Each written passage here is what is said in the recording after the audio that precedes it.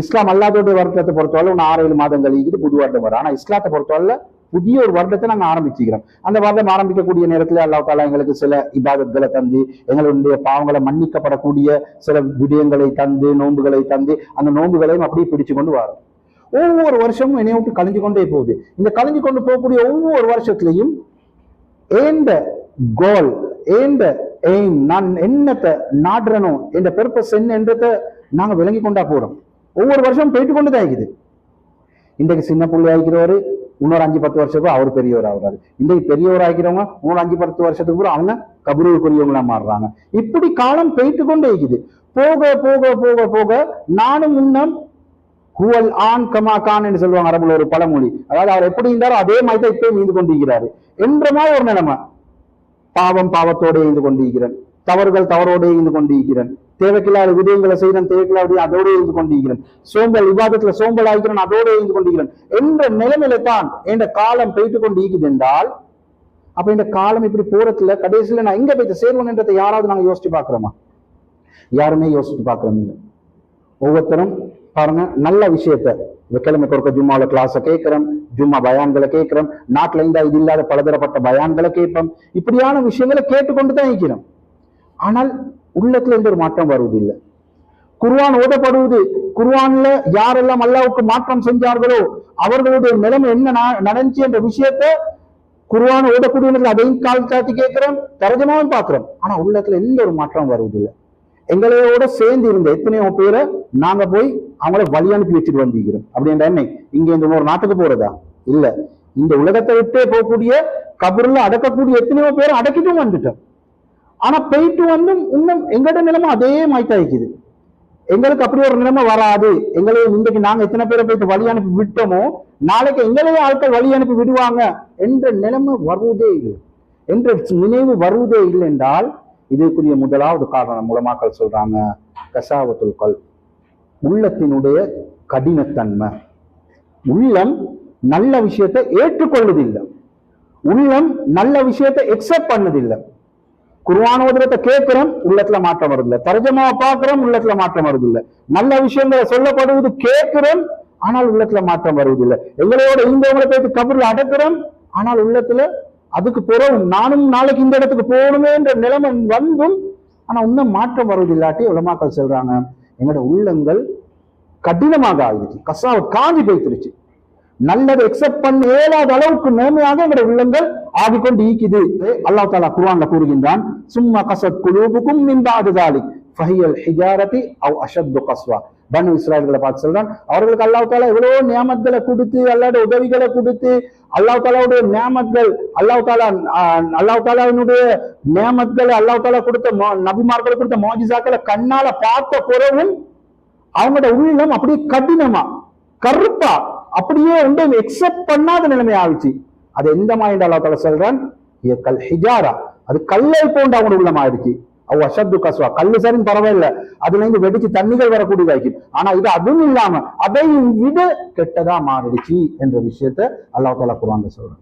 சங்கைக்குரியவர்களே, அப்போ உள்ளம் கடினமாகுது, உள்ளம் நல்ல விஷயத்தை எக்ஸெப்ட் பண்ணதில்லை, உள்ளம் நல்ல விஷயத்தை ஏற்றுக்கொள்வதில்லை. அப்படி என்ன இந்த உள்ளம் அப்படியே இருக்கிறமே விடலாமா? இந்த உள்ளம் அப்படித்தான் போல, எங்களோட உள்ளத்தை எல்லாத்தையும் திருத்தலாம், நாங்க அப்படியே தைக்க வரும் என்ற மாதிரி ஒரு நிலைமையா என்று கேட்டா இல்லை. அல்லாஹ் தஆலா இந்த உலகத்துல எந்த ஒரு நோய்க்கும் வமா அன்ஸலல்லாஹு தவா, எந்த ஒரு நோயும் அல்லாஹ் தஆலா வைக்கல, அதுக்கு ஒரு மருந்து, மாற்று மருந்து இல்லாமலே அன்று எல்லா நோய்க்கும் அல்லாஹ் தஆலா இந்த உலகத்துல மாற்று மருந்து ஒன்று வச்சிருக்கிறார். அதனை மனிதன் அது டாக்டர் என்ற அமைப்பிலேயோ அல்லது அவர்கள் ரிசர்ச் பண்ற மூலமாக தேடி இருக்கிறது அவங்களோட கடமை. அதே போலத்தான் இப்ப உள்ளத்துல நடந்தக்கூடிய இந்த நோய்க்கு உள்ளம் காஞ்சி போயிட்டு நல்லதை எக்ஸெப்ட் பண்ணதில்லை, நல்லதை ஏற்றுக்கொள்வது இல்லை என்றால் இதுக்குரிய தவாவை, இதுக்குரிய மெடிசினை நாங்கள் தேடி கண்டுபிடிக்கிறது கட்டாயமாக இருக்கு.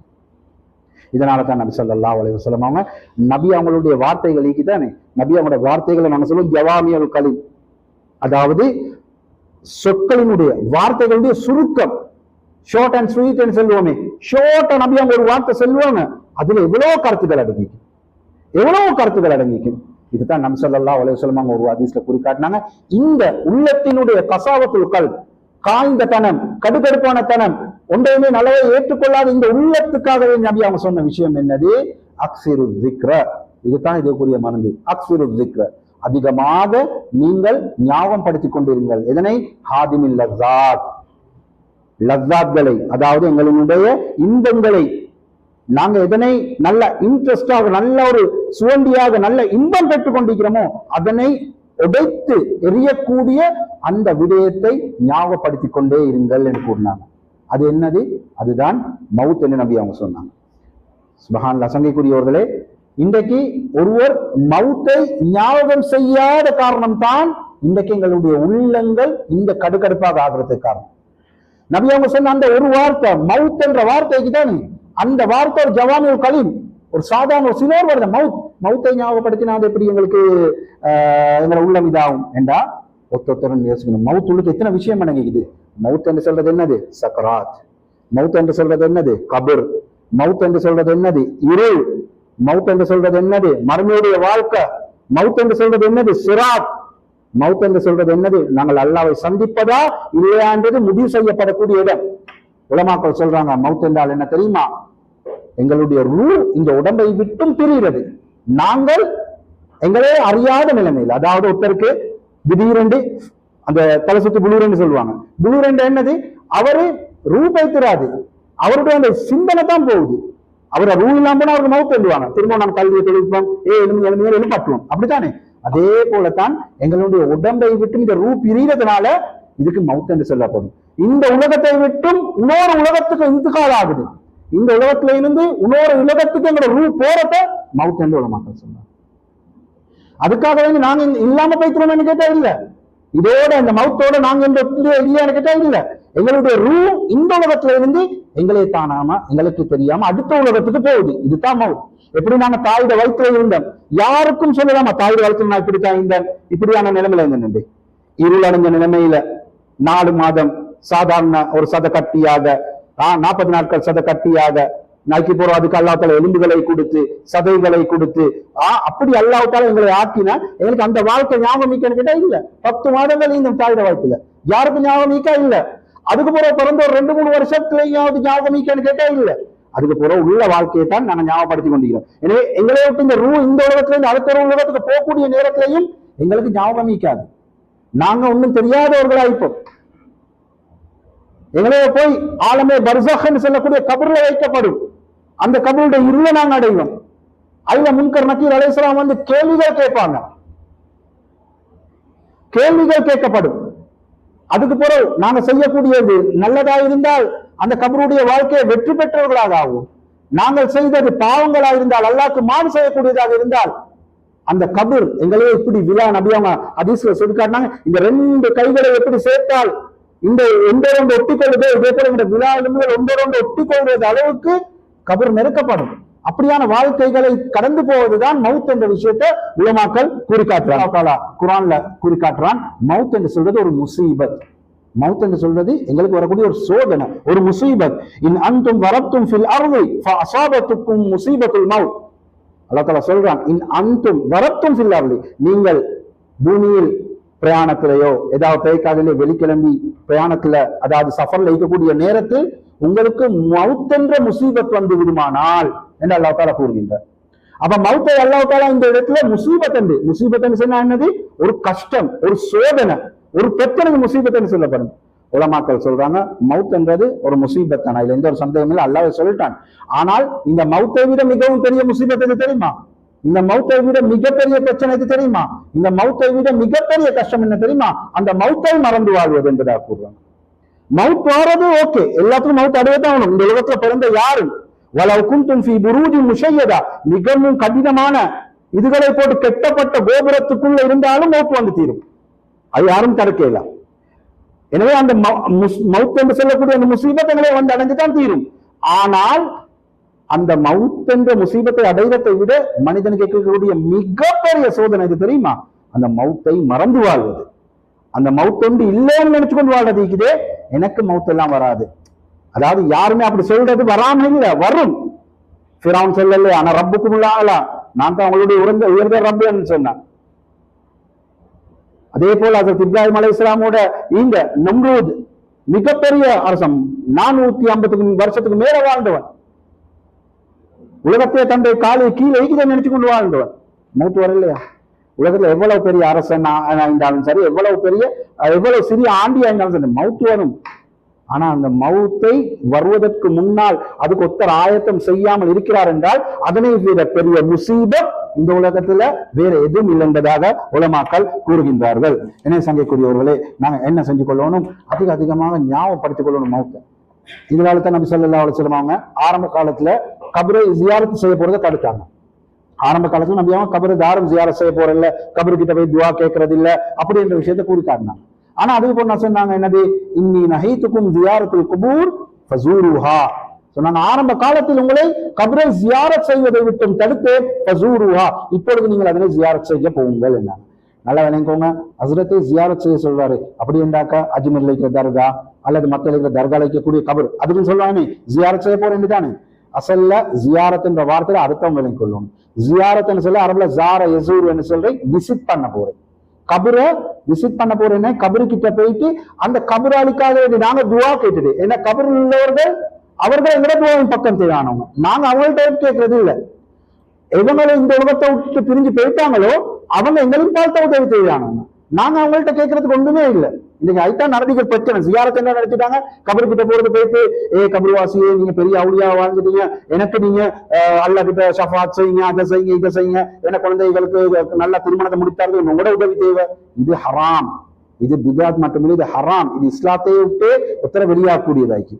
இது இல்ல ஜியாரத் என்ன சொல்றது தெரியுமா?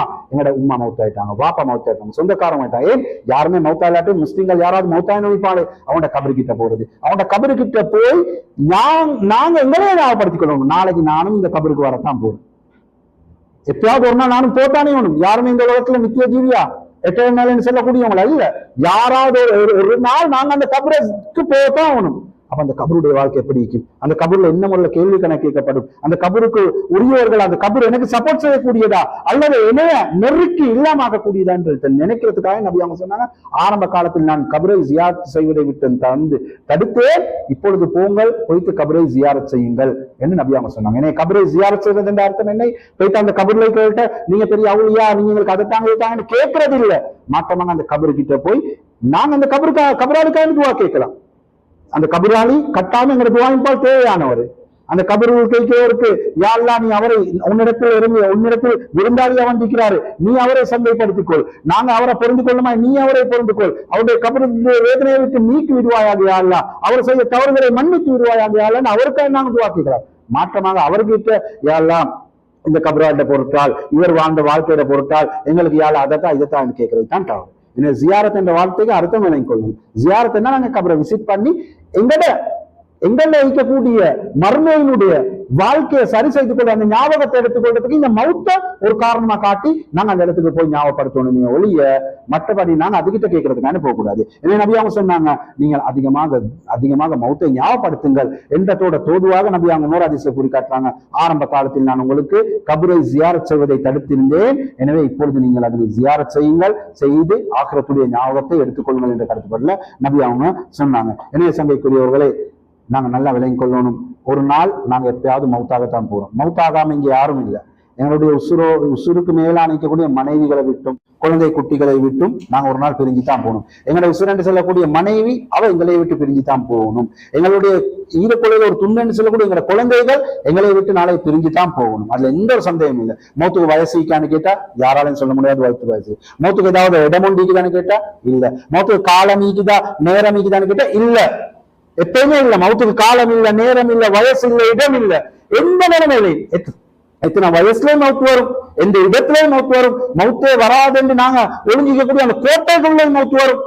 இந்த நேரத்துல எனக்கு மௌத்து வராதுன்னு சொல்லக்கூடிய அந்த நேரத்துல மௌத்து வரும். இந்த வயசுல எனக்கு மௌத்து வராதுன்னு சொல்லக்கூடிய அந்த வயசுல மௌத்து வரும். மௌத் என்பது நிச்சயமாக வந்தேதான் தீரும். அல்லாஹ் தஆலா குர்ஆன்ல கூறுறான், குல் இன்னல் மௌத்தல்லதி தஃபிரூன மின்ஹு ஃபஇன்னஹு முலாகீக்கும் சும்ம துரத்தூன இலா ஆலிமில் கைபி வஷ்ஷஹாதா ஃபயுனப்பியுக்கும் பிமா குன்தும் தஅமலூன். குல் இன்னல் மௌத்தல்லதி தஃபிரூன மின்ஹு, நீங்க எந்த மௌத்தை விட்டு மௌத்து வரக்கூடாதுன்னு விரண்டோடுறீங்களோ அந்த மௌத்திக்கு தானே அது நிச்சயமாக ஃபஇன்னஹு முலாகீக்கும், உங்களையே வந்து பிடிச்சுதான் தீரும். அந்த மௌத்திக்கு தானே, அந்த மௌத்தை நீங்க எவ்வளவு தான் விரண்டோடினாலும் அந்த மௌத்து வந்து பிடிச்சுதான் தீரும். ஒருத்தர் பல வருஷ காலமாக சவுதியில வாழ்ந்திருப்பாரு. சவுதியில வாழ்ந்து எங்களுக்கு வயசாயிருச்சு தானே, இதுக்கு பிறகு என்ன செய்ய, இங்க இருந்து இப்ப இங்க இந்த இப்படி இருந்து சரி வராதுன்னு நாட்டுக்கு போவாரு. நாட்டுக்கு போயிட்டு ஒரு கிழமைக்குள்ள கேள்விப்பட மௌத்தாயிட்டாரு. எவ்வளவு போயிட்ட வாழ்க்கையில கேள்விப்படுறோம்.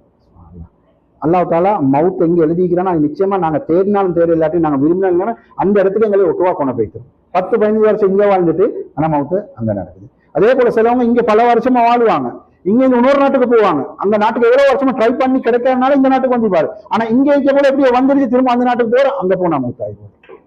ஃபைன்னஹும் முலாகிக்கும், நிச்சயமாக அந்த மவுத் எங்களை வந்து அடைந்தே தீரும். சும்ம துரத்தூன இலா ஆலிமில் கைபி வஷஹாதா, அதுக்கப்புறம் அந்த மவுத் எங்களையே இந்த உலகத்துல எங்க எடுத்துருவோம், ஆலிமுல் கைபி வஷஹாதா, அல்லா இடத்துல எடுத்துட்டு போயிட்டு அல்லா இடம் கூட்டிடுவோம். அங்க கூட்டி போயிட்டு என்ன சொல்லணும், ஃபயுனப்பியுக்கும் பிமா குன்தும் தஅமலூன், அப்ப நாங்க செஞ்ச எல்லா கூத்தையும் அந்த மவுத்து என்று சொல்லக்கூடிய விஷயம் எங்களுக்கு சொல்லி காட்டும். நாங்க செஞ்ச பாவங்கள், இரவுல செஞ்ச பாவம், பகல்ல செஞ்ச பாவம், ரகசியமா செஞ்ச பாவம், பரகசியமா செஞ்ச பாவம், அதே போல இரவுல செஞ்ச நன்மைகள், பகல்ல செஞ்ச நன்மைகள், இரகசியமா செஞ்ச நன்மைகள், சதகாக்கள், பரகசியமா செஞ்ச நன்மைகள், சதகாக்கள், இது அனைத்தையும் நல்லதையும் தான் கெட்டதையும் தான் ஒவ்வொன்றையும் சொல்லி காட்டக்கூடாதாயிருக்கு. எனவே அப்படியான காலங்கள் வருவதற்கு முன்னாடி நாங்கள் அதிகமாக மௌத்துகளை நினைத்து, மௌத்துகளை யோசித்து, அந்த மௌத்துகளை இஸ்திஅதாத் அதுக்குரிய ஆயத்தங்களை செய்யக்கூடிய மக்களாகும். நேரத்தோட சொன்னமாய், அதாவது மவுத் என்றது ஒரு முசிபம், மவுத் என்ற வாரது ஒரு முசிபம். நல்லா இருக்கக்கூடிய நல்ல ஒரு குடும்பம் ஒன்று இருக்குது, கணவன் வெளியே போனாரு, திடீரென்று வருவது கணவன் மவுத்தாயிட்டாரு, எவ்வளவு பெரிய முசீபத் அது, மிகவும் முசீபத்தான். ஆனால் அந்த கணவன் மவுத்துக்காக ஆயத்தம் செய்யாமல் அவர் மவுத்தாயிட்டார் என்றால் அதை விட பெரிய முசீபத் அவருக்கு சந்திக்க வரும். அது அவர் என்று சொன்னதுக்கு என்ன, இங்க இருக்கக்கூடிய நாங்க எல்லாம் தான் ஏன்னா நாங்க எல்லாமே ஒரு நாளைக்கு இந்த மௌத்தை சந்திக்கத்தான் போறோம். என்ன சங்கைக்குரியவர்களே, எனவே இந்த மவுத்து நிச்சயமாக முலாக்கிக்கும் எங்க ஒத்தொத்தரையும் அடையத்தான் போகுது. அடைந்து எங்களை இந்த உலகத்துல இருந்து அடுத்த உலகத்துக்கு எடுத்துட்டு போத்தான் போகுது. அது எங்களுடைய மிக விருப்பமான மனைவியையும் விட்டுதான், எங்களுடைய பெற்ற பெற்றோர்களையும் விட்டுதான், எங்களோட உசுரான எங்களை குழந்தையை விட்டுதான் எங்களுடைய மவுத்து எங்களை எடுத்துட்டு போத்தான் போகுது. ஆனால் நாங்க இந்த உலகத்துல எங்களுடைய குழந்தைகளுடைய ஃபியூச்சருக்காக ஆயத்தம் செய்யக்கூடிய நாங்க, எனக்கு 2 பொம்பளை பிள்ளை இருக்குது, ஒரு ஆம்பளை பிள்ளை இருக்குது, 3 அது இதுன்னு சொல்லி நாங்க ஒவ்வொன்றுக்காண்டு ஆயத்தம் செய்யக்கூடிய நாங்க எங்களுக்காக வேண்டி, எங்களுடைய மௌத்துக்காக வேண்டியும் ஆயத்தம் செய்து கொள்வது கட்டாயம். எனவே அடிக்கடி நாங்க மௌத்துகள் என்ன விளையாட்டு கூத்து கேள்விகள் இருந்தாலும் மௌத்துகளையும் கொஞ்சம் ஞாபகப்படுத்தும். மௌத்தை எங்களுக்கு வந்துதான் செய்யணும். இந்த கிழமை எல்லாம் சேர்ந்து அடுத்த கிழமையில் எத்தனை பேர் வருவாங்களோ, அடுத்த கிழமை சில நேரம் அடக்கி அந்த இடத்துல புல்லும் முளைச்சு வைக்கும், அப்படியான ஒரு நிலைமை ஆகிக்கும் கூடும். ஏன்னா அப்படியான திடீர் மௌத்துகளை விட்டு அல்லாஹ் தஆலா நம்ம அனைவரும் பாதுகாக்கணும். ஆனாலும் அந்த மவுத்தை வந்து அடைந்துட்டு கபூர்ல போயிட்டு எனக்கு தெரியாவே, இவர் யார் என்று தெரியாது, நபி அவங்கள காட்டப்படும், இது யார் என்று தெரியாது, இந்த நபி அவங்களோட வாழ்க்கைய வாழ இல்ல, அல்லாண்டா யார் என்று தெரியா, குர்ஆன் என்றா என்னன்னு தெரியா, நபி அவங்களோட வாழ்க்கைய வாழ இல்ல, கபூர்ல போயிட்டு காஃபிர்கள் சொல்லுவாங்க எனக்கு தெரியாவே, இவர் நபி அவங்கள காட்டப்பட்டா எனக்கு தெரியாவே சொல்லுவாங்களா. அப்படியான மக்களா, அப்படியான காஃபிர்களா, அப்படியான காஃபிரோட தன்மையா நம்ம ஆகிடக்கூடாது. எனவே அடிக்கடி மௌத்தை ஞாபகப்படுத்துவோம். நாங்கள் பேசுறது தான், ஜோக் பேசுறது தான், மற்ற விஷயங்கள் விளையாட்டு எல்லாம் செய்யறது தான். ஆனால் எனக்கு ஒரு மௌத் வரும், அந்த மௌத் வந்தால் நான் அல்லாஹ் கிட்ட போய் என்னத்தை சொல்லணும் என்றதுக்காக வேண்டி ஞாபகப்படுத்திக் கொள்ளணும். எனவே பாவங்களை விட்டு தூரமாகி அல்லாஹ்வினுடைய பயத்தோட, அல்லாஹ் தஆலா எந்த நேரம் என்னைய பார்த்து கொண்டிருக்கிறார். அது நான் இருள இருந்தாலும் சரி, வெளிச்சத்துல இருந்தாலும் சரி, தனிமையில இருந்தாலும் சரி, கூட்டத்துல இருந்தாலும் சரி, இரவுல இருந்தாலும் சரி, பகல்ல இருந்தாலும் சரி, அல்லாஹ்வுடைய பார்வை எனக்கு பட்டு கொண்டுதான் இருக்குது. அந்த படக்கூடிய பார்வையினால் என்னுடைய ஆமால் பட்டோடு எழுதப்பட்டு கொண்டு தாய்க்குது என்றது நாங்கள் விளங்கிட்டோம் என்றால் எங்கள்கிட்ட இந்த மௌத்தை மறந்து பாவங்கள் செய்யக்கூடிய தன்மை, மௌத்தை மறந்து பொடுப்போக்காக இருக்கக்கூடிய தன்மை, மௌத்தை மறந்து இபாதத்கள்ல சோம்பல் செய்யக்கூடிய தன்மைகள் வராது என்றதை நாங்கள் விளங்கிக்கொள்வோம். எல்லாம் வல்ல அல்லாஹ் மௌத்தை அதிகமாக ஞாபகப்படுத்தி அந்த மௌத்துக்காக வேண்டி ஆயத்தம் செய்யக்கூடிய கூட்டத்தில் நம் அனைவரை ஆக்கி அல்வானாக. வ ஆகிரு தஅவானா அல்ஹம்துலில்லாஹ்.